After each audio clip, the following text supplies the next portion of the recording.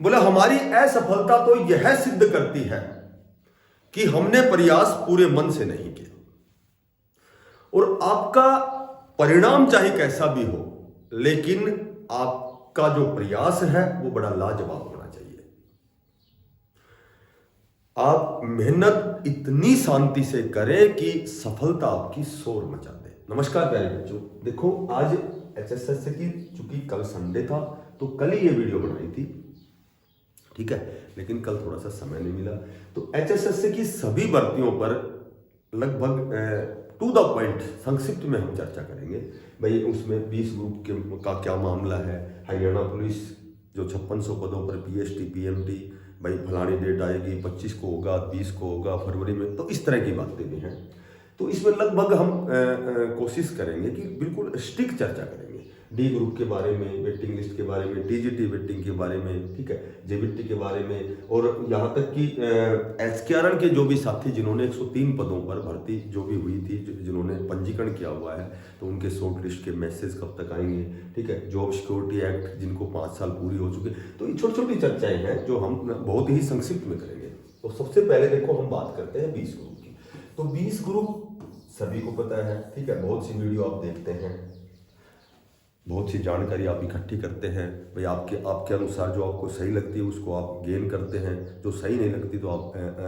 Comments भी करते हैं। तो कहने का मतलब ये है कि सारी चीज़ें कहीं न कहीं मैं भी अपने हिसाब से मैं आपको बताऊंगा, पता नहीं भाई कितनी सच है कितनी झूठ है, तो ये सारी चीज़ें तो बच्चों को देखनी होती है। कोई चीज़ ऑथेंटिक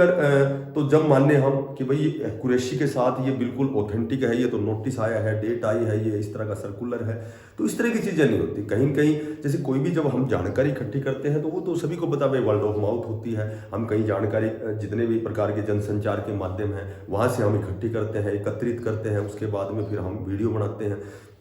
तो उस हिसाब से ये वीडियो है कि भाई कितनी जानकारी मेरे पास है या कितनी सही है कितनी गलत है, ये केवल जो सुनने वाले हैं, जो देखने वाले हैं, जिनको रिक्वायरमेंट है, उस हिसाब से वो चीज़ हमें उस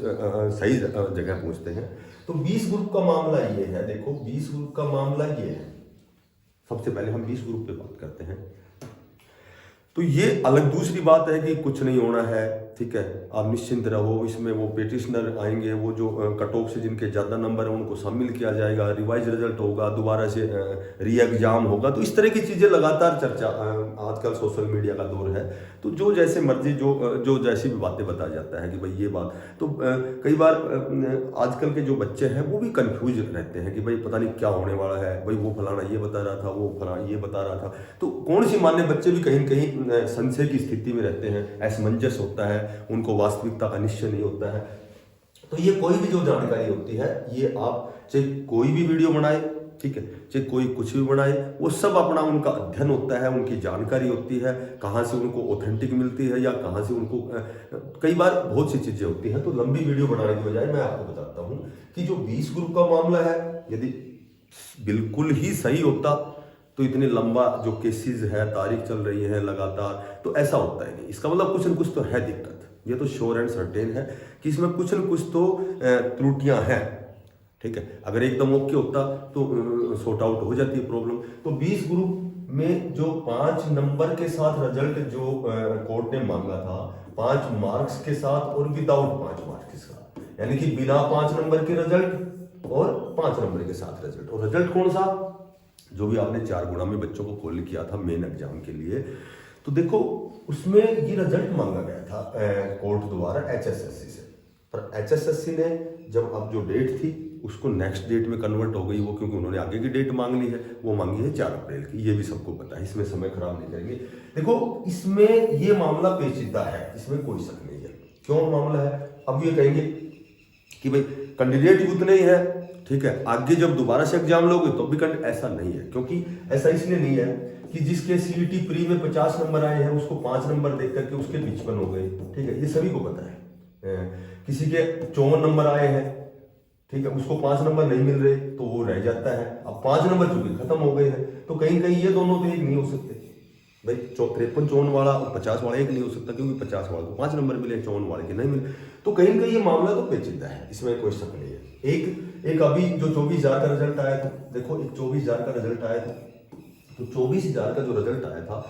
उसमें और 20 ग्रुप में ग्रुप वाइज और पोस्ट वाइज का चक्कर है। एक ये भी बिल्कुल है, इसमें भी दिक्कत है। तो कहीं ना कहीं थोड़ी सी तो दिक्कत तो है ही, लेकिन इसका होना ये है कि भाई कट ऑफ से ज्यादा नंबर वाला बच्चा रह गया, ठीक है, और जिसके कट ऑफ से जैसे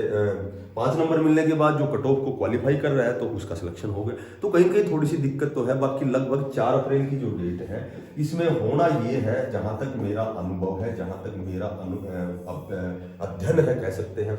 मैंने सोचा है, थोड़ा सा इस पर टाइम दिया है, तो उसमें ये होना है कि जिसके कट ऑफ से नीचे नंबर है उनको शामिल किया जाएगा, ठीक है, रिवाइज रिजल्ट होगा। ये इसकी पॉसिबिलिटी मैक्सिमम है। तो रिवाइज रिजल्ट होगा तो ऐसा नहीं है कि जो लगे हुए हैं वो हटेंगे और नए आएंगे, नहीं, क्योंकि इसमें पहले ही सीटें होल्ड पर है, पूरी सीटें पूरा रिजल्ट नहीं निकाला गया है। तो जो सीटें होल्ड पर हैं तो वो कुछ ये कह सकते हैं कुछ एक इन आउट हो सकते हैं, बाकी उनको तो फायदा मिलेगा, उनको तो मैक्सिमम उनको तो फायदा मिलना ही मिलना है कि भाई जिनके कट ऑफ से ज़्यादा नंबर है और वो कहीं कहीं रह गए तो उनको तो शामिल किया जाएगा। इसका मामला तो ये होने वाला है 4 अप्रैल को। दूसरी जब हम बात करते हैं, देखो हरियाणा पुलिस 5600, ये हरियाणा पुलिस 5600 का जो पीएचटी पीएमटी है, तो इसमें ये बात सुनने में आ रही है कि भाई 25 बच्चे जब माननीय चेयरमैन साहब से मिले थे तो उन्होंने कहा था कि 25 तारीख को पीएचटी पीएमटी का शेड्यूल छोड़ दिया जाएगा, जैसे इस तरह सुनने में आया था। तो ये जो शेड्यूल है हो सकता है 25 को छोड़ दिया जाए। अगर मेरी बात मानते हो, जहाँ तक मुझे नॉलेज है, तो मैंने पहले भी एक आध बार बताया कि भाई 20 ग्रुप का और हरियाणा पुलिस का सेम, क्योंकि ये भी पुराने सीईटी पर ही हुआ है, वही सेम कंडीशन नोटिफिकेशन में सेम हो की वही कंडीशन थी। तो इसका 20 ग्रुप के साथ अटैचमेंट है, क्योंकि 20 ग्रुप का जब तक 4 अप्रैल को कोई डिसीजन उनका नहीं होता है, जब तक वो जो इनका पीएचटी पीएमटी शायद नहीं हो सकता है शेड्यूल जारी हो जाए, ठीक है, लेकिन ये दोनों सेम है, इनका अटैचमेंट कह सकते हैं आप कि यदि 20 ग्रुप सेम है तो नो डाउट इसका पीएचटी पीएमटी आना ही है, वो तो होना ही है, क्योंकि पुरानी भर्ती पे क्योंकि नोटिफिकेशन जो आया था वो सेम कंडीशन थी पुरानी सीईटी के हिसाब से। अच्छा, इसमें रीओपन फोरम मैंने पहले भी बताया था, इसमें रीओपन फोरम लगभग 90-95% पॉसिबिलिटी है कि भाई इनका रीओपन फोरम होंगे, क्योंकि बहुत से बच्चे रह गए थे। इस तरह की बातें हमने पहले कई बार कर ली है। तो कहने का मेरा मतलब ये है कि 4 अप्रैल के बाद ही ये पीएचटी पीएमटी होगा, चाहे कोई फरवरी बताए, मार्च बताए, चाहे कितनी भी तारीख बताई, ठीक है। तो इसमें लगभग जो क्योंकि जो ओबीसी या जो सर्टिफिकेट वाले कैंडिडेट हैं उनके जो फॉर्म हो जनरल में काउंट हुए हैं, ठीक है। तो बाद में इस तरह की कोई दिक्कत ना आए, जैसे फिलहाल वर्तमान में 2024 की सारी भर्तियों में है। तो इसमें मेरे ख्याल से तो बहुत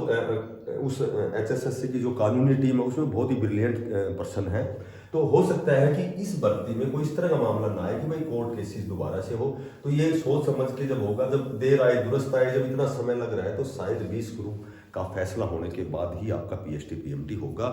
और रीओपन का अवसर भी दिया जाएगा उन बच्चों को जो फॉर्म भरने से वंचित रह गए थे और जिनकी सर्टिफिकेट पुरानी थी। जहाँ तक मुझे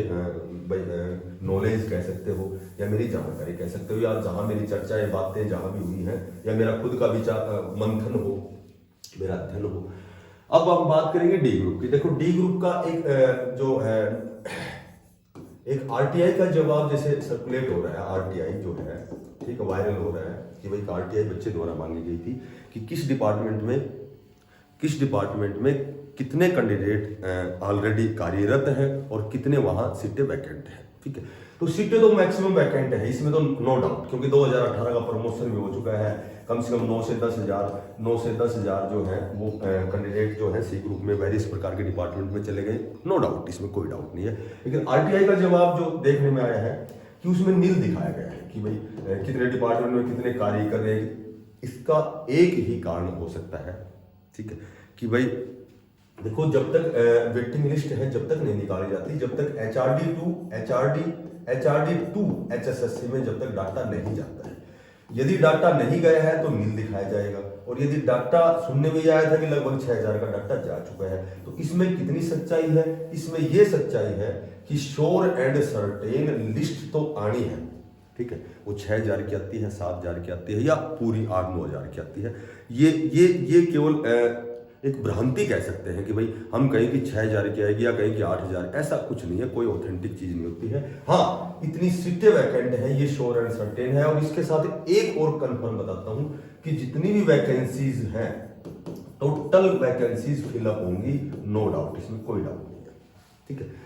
अब ये कब होंगी ये भाई बच्चे भी इंतजार कर रहे हैं, यहाँ तक कि जो हमारे जैसे मास्टर हैं वो भी इंतजार कर रहे हैं कि भाई बार बार जब इतनी वीडियो बना रहे हैं तो कम से कम भाई माननीय चेयरमैन साहब से मैं तो कई बार विनम्र प्रार्थना कर चुका कि भाई कम से कम डी ग्रुप का जो बच्चे हैं, जो इतने पैनिक हैं, जो इतने तनाव में हैं, जो इतना लंबा इंतजार कर रहे हैं, ना इस डी ग्रुप पर कोई केसेस है, ना कोई किसी प्रकार की ये कह सकते हैं कि ना कोई ओबीसी की या फिर कोई भी ईडब्ल्यूएस की, इस तरह की कोई भी वो भी नहीं है, दिक्कत भी नहीं है, कोई केसेस भी नहीं है।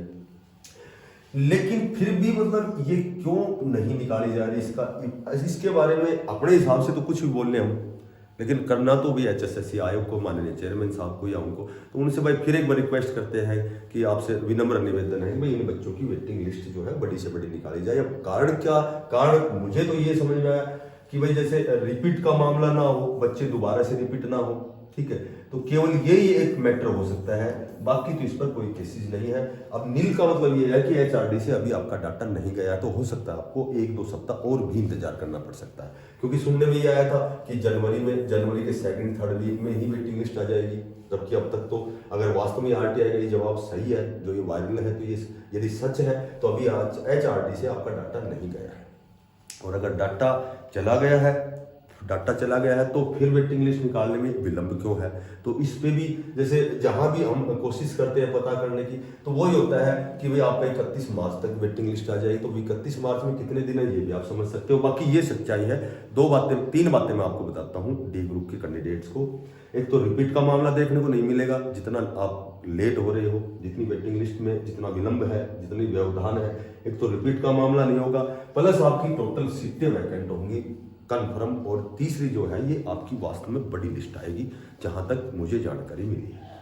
बात करें टीजीटी की, तो टीजीटी की यदि हम बात करते हैं तो टीजीटी की वेटिंग आपने देखी होगी, 13 तारीख का एक लिस्ट देखी होगी। तो 13 तारीख की जो लिस्ट के अनुसार बहुत से ऐसे सब्जेक्ट हैं जिनमें साथियों ने डॉक्यूमेंट्स वेरिफिकेशन नहीं करवाया था, ठीक है, तो डॉक्यूमेंट्स वेरिफिकेशन नहीं करवाया तो उनकी जो लिस्ट है उसको कैंसिल कर दिया गया है, कैंडिडेचर को रद्द कर दिया गया है। तो जाहिर सी बात है कि जब रद्द कर दिया है, रद्द क्यों किया जाता है इसके बारे में पहले मैंने एक वीडियो में बताया था कि भाई 2-3 बार रिमाइंडर दिया जाता है जिन्होंने ज्वाइन नहीं किया। ज्वाइन क्यों नहीं किया, कुछ तो रिपीट हुए थे, कुछ एक दूसरे पीजीटी अपर लेवल पे पीजीटी में चले गए हैं, तो फिर अच्छा अब जैसे केवल जो लिस्ट अभी छोड़ी है उतनी ही सीटें वैकेंट नहीं है, क्योंकि उनके साथ एक और बताता हूँ आपको कि वो लिस्ट है जिन्होंने डॉक्यूमेंट्स वेरिफिकेशन के समय वहाँ वो अपसेंट रहे थे, वो पहुंचे नहीं। उसके साथ ऐसे भी कैंडिडेट हैं जिन्होंने डॉक्यूमेंट्स वेरिफिकेशन तो करवाया है, ठीक है, डॉक्यूमेंट्स वेरिफिकेशन तो करवाया है, लेकिन फिर भी वो पीजीटी या दूसरे प्रकार के डिपार्टमेंट में चले गए हैं। तो एक बहुत बड़ी लिस्ट आपकी वेटिंग लिस्ट आएगी, तो इसमें भी काम थोड़ा सा जोर शोर से चल रहा है। तो इसकी हम ये आशा कर सकते हैं कि भाई आपका लगभग 31 मार्च तक कोई न कोई एक आध सब्जेक्ट की लिस्ट आपको देखने को मिलेगी, ठीक है। उसके बाद बात करें जेबीटी की, तो जेबीटी में तो नो डाउट आपकी डीवी स्टार्ट होने ही वाली है, इसमें कोई शक नहीं है, ठीक है। अपने जो दस्तावेज हैं वो पूरे करो, इसमें तो यही है कि भाई आज आए, कल आए, 1 सप्ताह बाद आए, 4 दिन बाद आए, वो मैटर नहीं करता। मैटर ये करता है कि आप अपने डॉक्यूमेंट्स ऑलरेडी तैयार रखें, ठीक है। लगभग जिसके 70 क्वेश्चन ठीक है तो उसकी मैक्सिमम से मैक्सिमम पॉसिबिलिटी है कि उसका तो डीवी तो होना ही होना है, प्लस उसका सिलेक्शन भी होगा। कुछ एक कैटेगरी में 70 क्वेश्चन वाले का सिलेक्शन भी आपको देखने को मिलेगा, ठीक है। उसके बाद बात करें HKRN शॉर्टलिस्ट की, तो HKRN शॉर्टलिस्ट के जो मैसेज है वो भी सुनने में ये आया, विधानसभा सत्र में बार बार HKRN का सबसे ज्यादा मुद्दा उठाया गया है, बार बार उठाया गया है भाई आपकी जो चयन प्रक्रिया है वो थोड़ी सी कठिन स्तर की है, उसको थोड़ा सिंपल किया जाए। तो उसके बाद ये भी मुद्दा उठा था कि भाई 103 पदों पर जो शॉर्टलिस्ट के मैसेज है वो कब तक आएंगे। तो वही था कि भाई इनकी वेरिफिकेशन चली हुई है, पॉलिसी में थोड़ा सा चेंजमेंट कर रहे हैं, ठीक है, 20 नंबर हटा दिए गए हैं। तो इस तरह की बातें बार बार मैंने विधानसभा सत्र में बार बार सुनी है इन बातों को।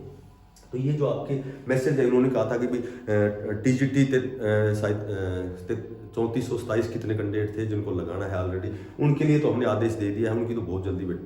शॉर्टलिस्ट के मैसेज आने वाले हैं। पहले शिक्षा विभाग के आएंगे, फिर कंडक्टर ड्राइवर के आएंगे, सफाई कर्मचारी के आएंगे। तो इस तरह से वो प्रक्रियाएं, शिक्षा विभाग में भी जो डी ग्रुप के 4th क्लास के लगभग 250 से 300 सीटें वैकेंट हैं, तो इन सभी ने ये जो 103 पदों पर फॉर्म भरे हुए हैं, तो उनके शॉर्टलिस्ट के मैसेज मैंने शायद बहुत पहले भी बताया था कि भाई शिक्षा विभाग के सबसे पहले आएंगे, क्योंकि ऑलरेडी जो नया सेशन जब स्टार्ट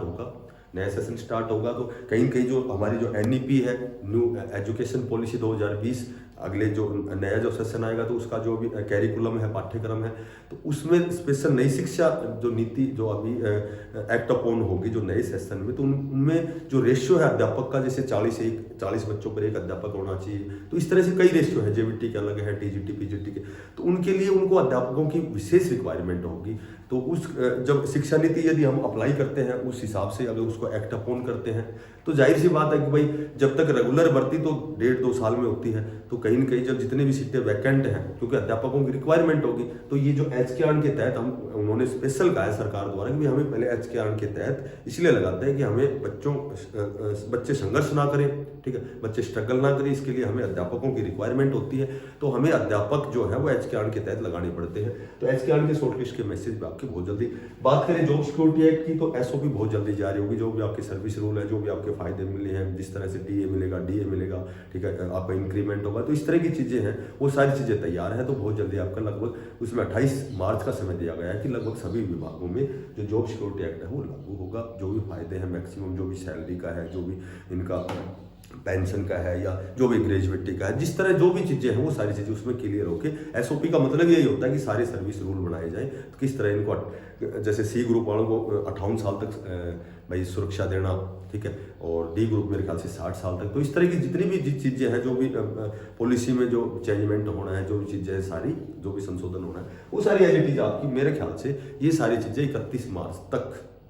बहुत सी चीज़ें आपको देखने को मिलेंगी, जहाँ तक मुझे जानकारी है, जहाँ तक मुझे नॉलेज है, जहाँ तक मेरा अध्ययन है, ठीक है। तो जो साथी नए हैं चैनल को सब्सक्राइब करना। एक और छोटी सी बात आपसे निवेदन है कि जो भी नए बच्चे हैं, 8 तारीख से हमारा सीईटी और एचएसएससी की सभी भर्तियों के लिए हम क्लासेस शुरू कर रहे हैं। मई जून की मेरी छुट्टी होती है दिल्ली में डीएसएसबी में, और अप्रैल से हम स्टार्ट करेंगे सुबह 8 बजे। तो ये क्लास ज़्यादा से ज़्यादा आप शेयर करना। जब भी कोई नई अपडेट आती है हम फिर आपसे मिलेंगे। तब तक के लिए सभी साथियों को बेस्ट ऑफ लक, धन्यवाद। बोला ए परिंदे यूं जमी पर बैठकर आसमान को क्या देखता है, ए परिंदे यूं जमी पर बैठकर आसमान को क्या देखता है, अपने पंखों को खोल जमाना सिर्फ उड़ान देखता है। नमस्कार।